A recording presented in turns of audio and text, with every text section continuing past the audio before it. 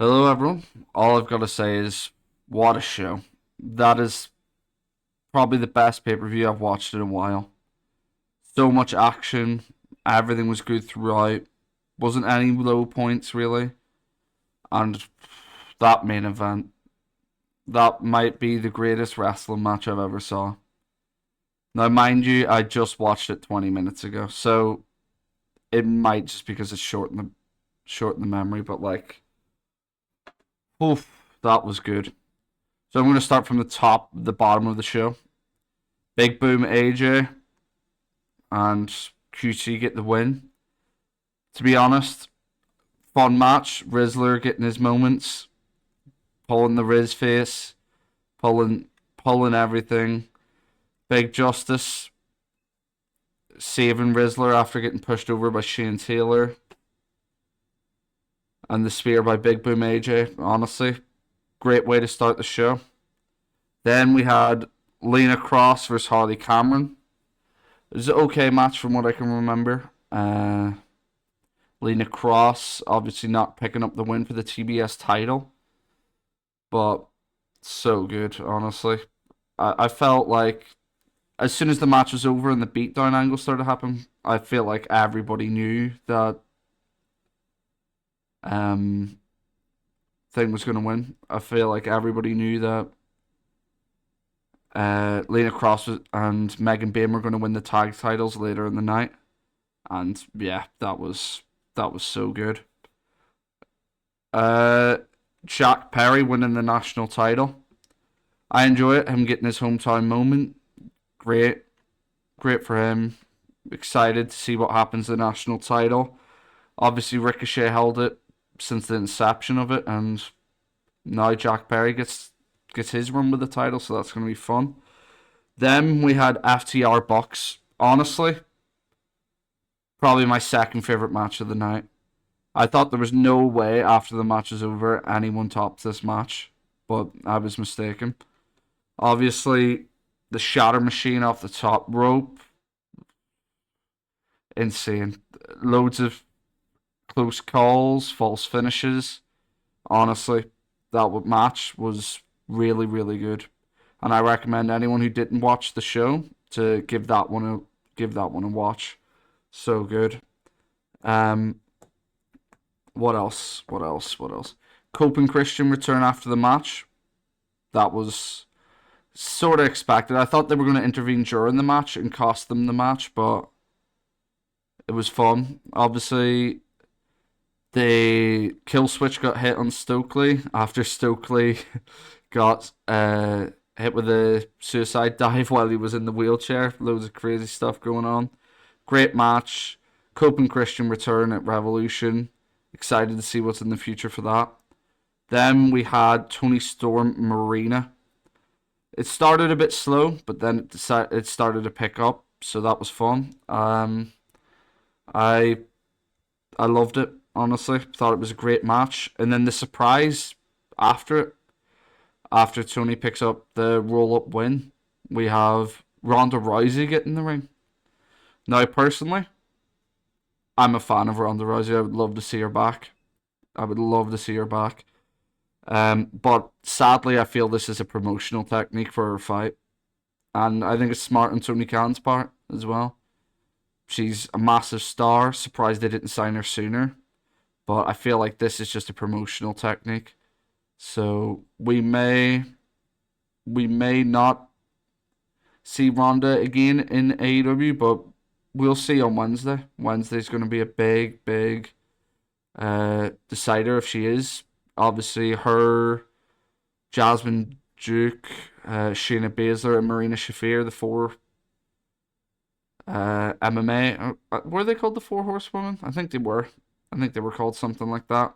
The MMA, something based on that. But obviously, that'll be very interesting to see if that stays.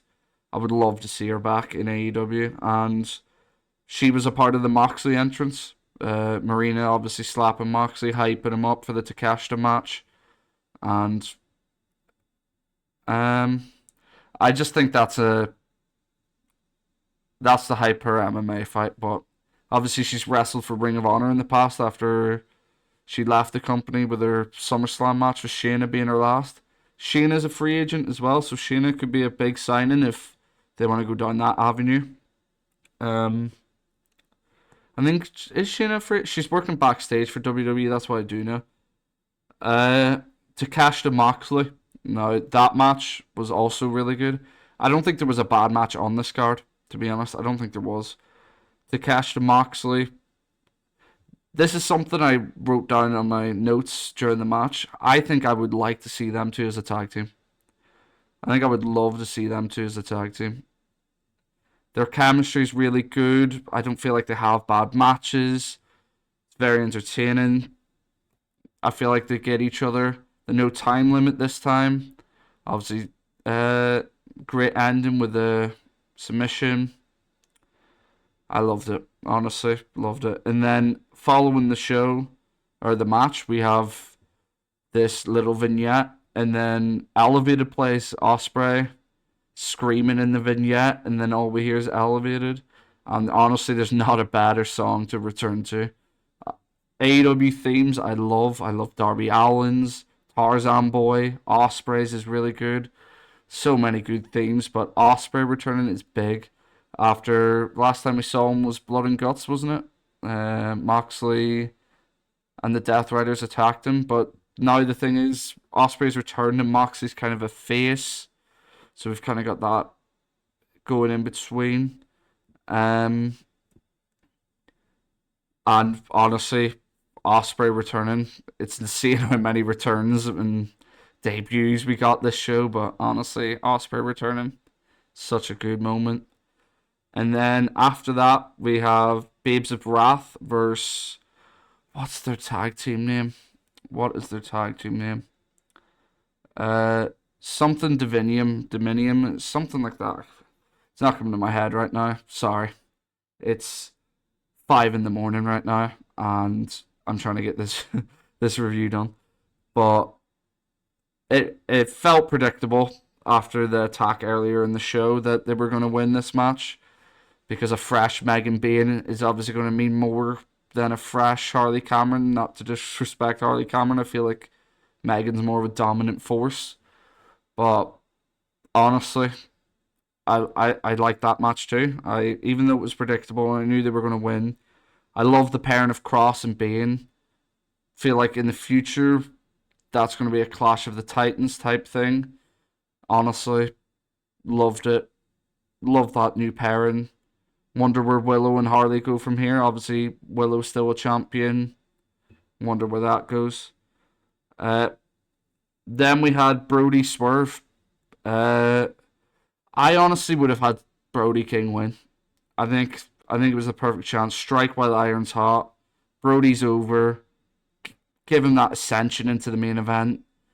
Fully main event. But when you think of it, I had this conversation with someone.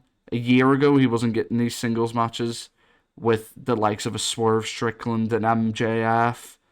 You know, they're big opportunities. So obviously Tony Khan is trusting him. And I feel Brody's delivering every single time you give him the torch. So why not raise that torch a little bit more? Brody's perfect in ring. He's got the character. Obviously, the chants are there. The dogs bark every time he's wrestling. It's great. I like Brody King a lot, but Swerve winning kind of had me upset, but Swerve's the top guy. Swerve's going to deliver every chance you give him something to. Swerve's just crazy how WWE hitting to utilize him. It's insane. The guy's electric in the ring. But the sad thing is, I miss his old theme. I miss his old theme. Top rope, catch a vibe. If you catch my drift. Obviously, the exposed turnbuckle was a big thing of the match. The exposed concrete was a big part of the match. Obviously, Brody was protected heavily in the finish. Heavily. What is it? The kill shot? He took like 3 kill shots to finish it off. 1 to the back of the head. And then after, Nana gets the cinder block after the 1, 2, 3. Puts it in front of Brody King. As Swerve's climbing to the top rope. Kenny Omega's music hits, and the crowd goes insane. And I did not expect to see Kenny Omega wearing a Dynamo Moscow shirt, but crazier stuff happens. Um, Obviously crazy. Ronda debuts, Osprey returns, Omega returns. Insane, insane start to the show. Like, it felt like it was just big hit after big hitter after big hitter, and it was like the only way they could have more returns were Britt, Jay White. Excellent show. I love that show so much. You know, I feel like this is going to go down as an all-time AEW show, and AEW always deliver on pay-per-views. Like, I feel like I paid £108 for the yearly subscription earlier, and I feel like I got a bargain. I feel like I got a bargain. £108 for the year, and I'm getting every pay-per-view. My AEW might be the greatest thing to ever launch. And then after that, we had Tackler Chris. Obviously, I felt like Chris wasn't going to win. I didn't think Chris was going to win. Didn't make sense. Tackler's hot right now. Give her the throne and let her run with it. It was a great match. 2 out of 3 falls. Obviously, Tackler picks up the first fall with holding onto the ropes in a leverage pin. One sec, just trying to get through my notes. And then before the second fall, Chris Statlander is like swinging Tackler from barricade to barricade, which was really good, enjoyable part of the match. And then the second fall goes to Statlander. And then after that, the Tackler, Paul Turner gets hit, goes down. Tackler goes out to the outside, kicks him while he's down, takes his belt, goes into the ring, and is about to hit Statlander with a belt. Statlander grabs the belt, and then Statlander starts whipping Statlander with the belt, or Tackler with the belt, and then Paul Turner gets in the ring after about like 5-6 whips of the belt. Paul Turner grabs the belt from behind, off Chris Statlander, starts like telling her off, and then she turns into a spear off Tackler, and then that's the match. Fantastic, great finish to the match. Obviously, Tackler only taking her 3rd pin and getting the 1-2-3. Great. Tackler keeps the title. So happy with that.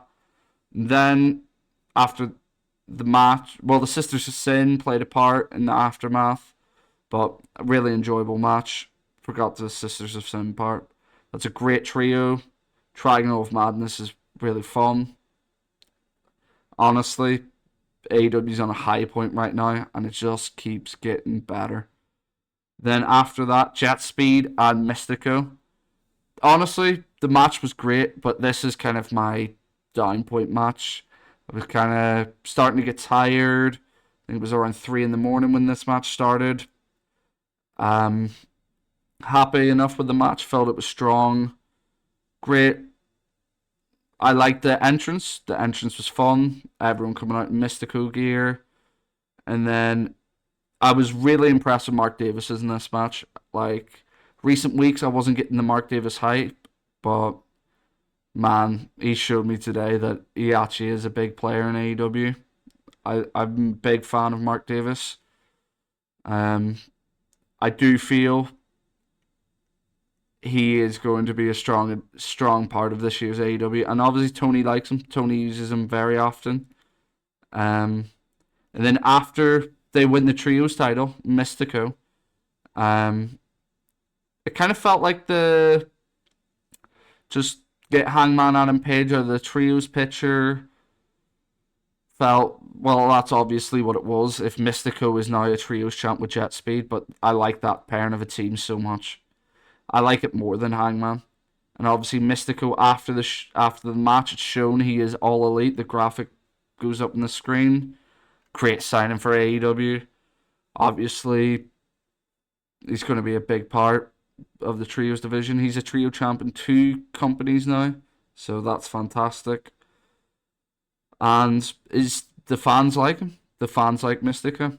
Obviously, he used to play Sin Cara. Sin Cara was a fun character as a kid, but it's crazy how much he's improved. Maybe it was just WWE style didn't suit him, but he's improved so much. Then we've got Andrade Bandito. Biggest takeaway of that match: Andrade is over. His first run in AEW was okay. Goes back to WWE, has a great performance in the Money in the Bank ladder match. Good tag team with Ray Phoenix. Then whatever happens gets iffy from there. Obviously, goes through a hard time, divorce with Charlotte, etc. Then just walks out on WWE. Gets the no compete overturned. Then he's on AEW TV, and man, AEW are using him perfectly right now. Like, I haven't seen Andrade used better ever, and Andrade is so fun to watch right now. Weird thing is, this taking off his clothes is like a big spot now. So everybody's like chanting, "Take your trousers off."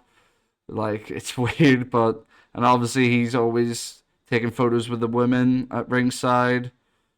You know, man, Andrade is just sick. Like, Andrade is one of my favorites right now in the company, and I didn't think I would be saying that whenever he signed. Obviously, he's joined with the Kenny Omega attack that was just dropped because obviously he wasn't on TV for a while, and they just used something else. And then that match was excellent. I think it was the third best match of the show.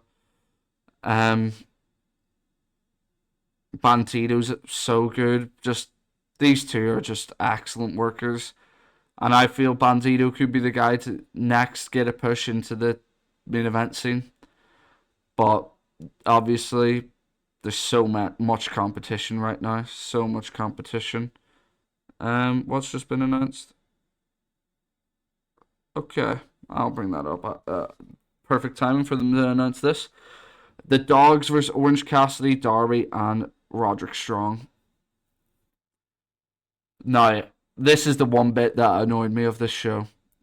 I thought there was no way the Dogs lose this match. Obviously, TK loves Orange Cassidy. I love Orange Cassidy. His stick's never going to get old. But man, the Dogs needed this win so much more than Darby did, so much more than Cassidy did. Like, man, this hurts. I like the Dogs. I feel like they should have won this match.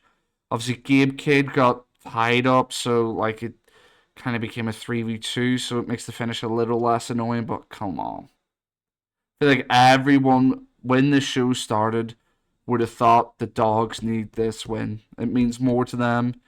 Darby can bounce back. Cassidy can bounce back. Obviously, it's Strong's match back. That's probably why they've done it. Hurts, but obviously, I've just got a notification. Just announced for. Is that Dynamite? Let's see. 1 second. Just announced for Dynamite. And I forgot, if I didn't say earlier, Tony Storm versus Marina is announced in an unsanctioned match.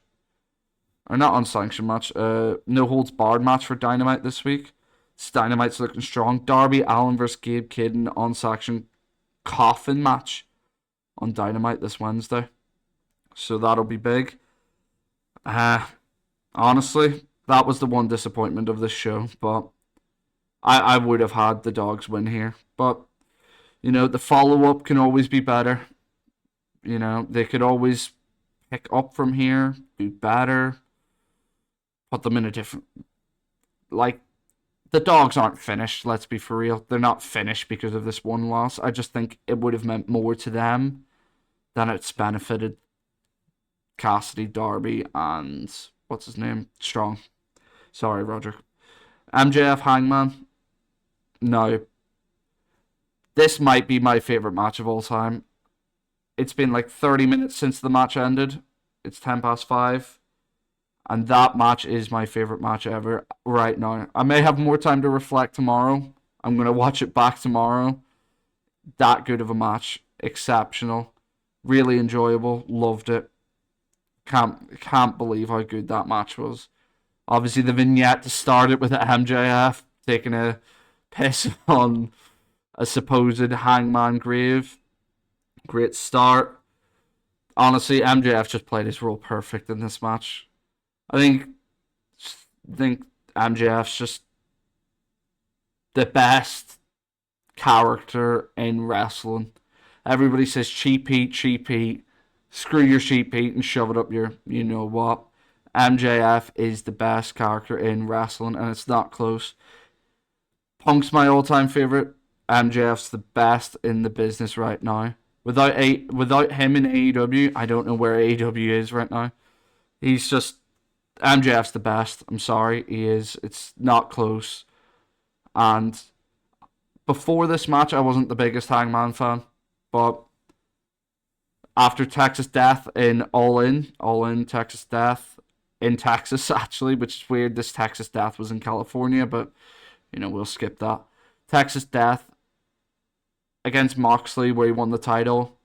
That was one of my favorite matches, even though I wasn't a big Hangman fan. Hangman is just delivers every time now, and I need to get off the train of not liking Hangman, because today he's got another fan in me. I think he's fantastic. I love Hangman, and we'll just start from the start. The glass to start the match, insane. Obviously MJF smashes the glass in the middle of the ring for some reason and throws the frame out and then he goes, "I'm not doing this indie bullshit" or something. Perfect. He gets dropped onto the glass, dragged through the glass. Insane. Perfect.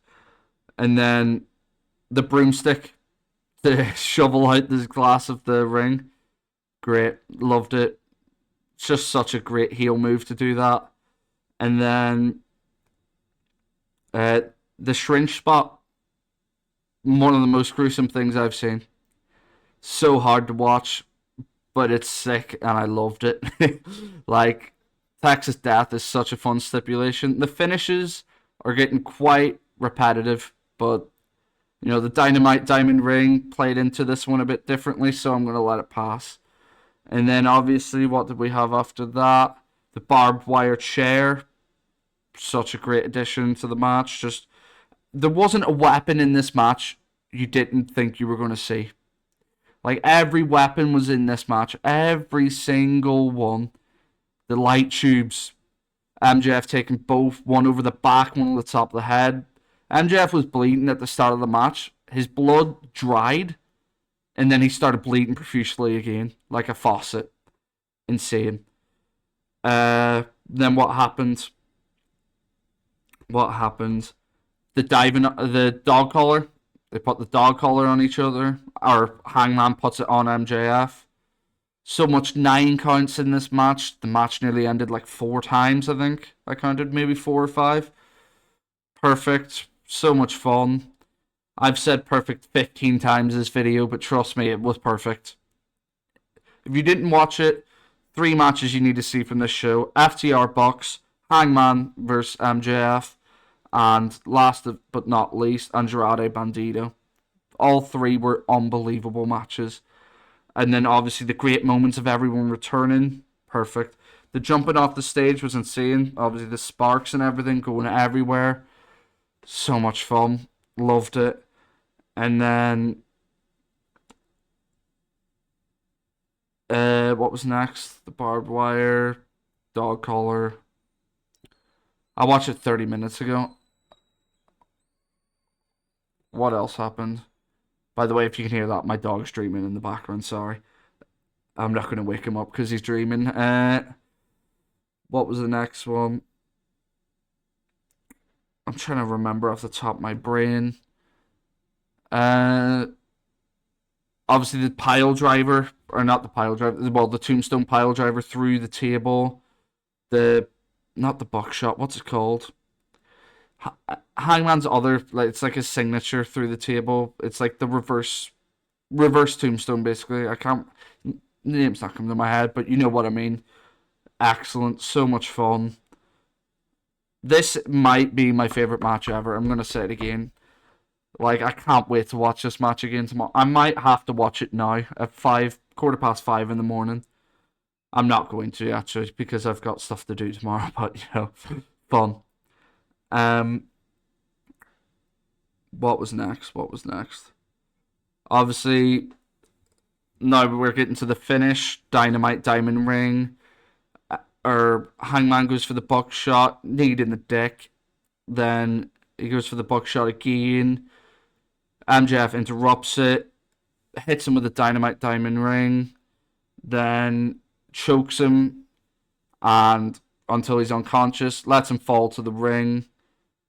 He hits the camera while he's falling, and the blood splatter is just everywhere. Like, the blood is everywhere, all over the camera. Let me see if I can get it real quick up. Hangman blood on camera. Let's see. Should be the first thing that pops up on Twitter. Yeah, like right here. You can just see that spot of blood on the camera. Perfect. So much fun. So good, honestly. I didn't really want to see Hangman win, so I'm happy MJF won. And then after that, Hangman gets lifted onto the stretcher. MJF climbs onto the stretcher and lifts the title over the top of him. Now, it was reported MJF's contract ends early 2026. I wouldn't be surprised if Hangman goes to WWE now. As much as I wouldn't want to see him go there, I just feel like the stipulation of not being able to go for the title again is just a curse. Like, how do you get him out of it? Maybe MJF turns face. You have someone MJF cares about.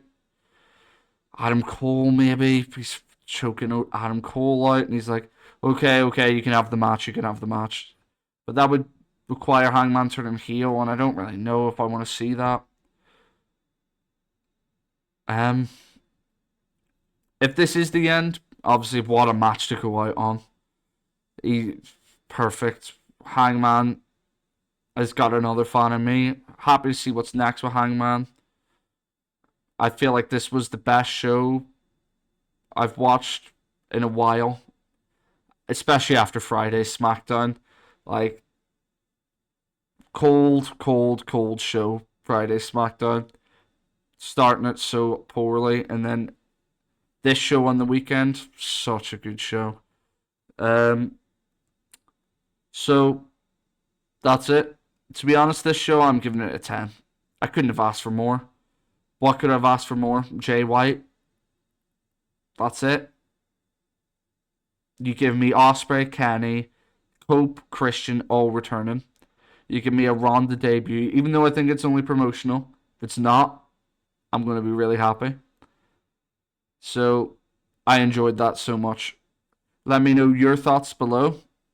And check out the description. I've got all my links in the description. Go check them out. Thank you, and goodbye.